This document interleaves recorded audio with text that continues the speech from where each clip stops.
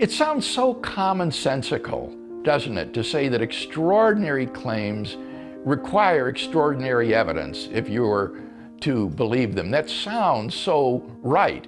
But in fact, I think it's demonstrably false. It is simply not true that highly improbable events require extraordinary evidence in order to believe in them. And probability theorists realized this. From the time of Condorcet through John Stuart Mill, probability theorists debated over what it would take to establish the reality of a highly improbable event.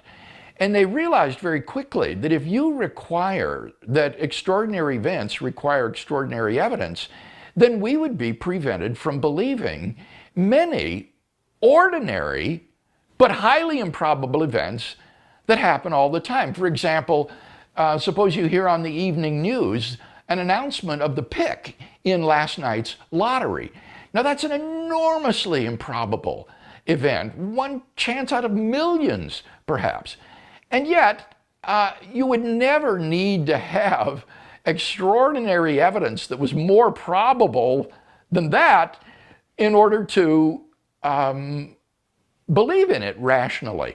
So what probability theorists came to see is that you need to consider not only the intrinsic probability of the event, but you also need to determine the ratio between the probability of the evidence that we have, given that the event occurred, versus the probability of that evidence if the event did not occur.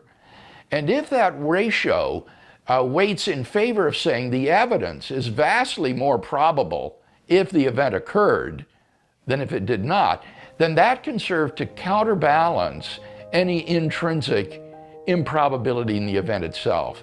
And so it's simply and demonstrably not the case that extraordinary events require extraordinary evidence, and that's why we are able to rationally believe in many extraordinary events on the basis of evidence that is not itself highly extraordinary.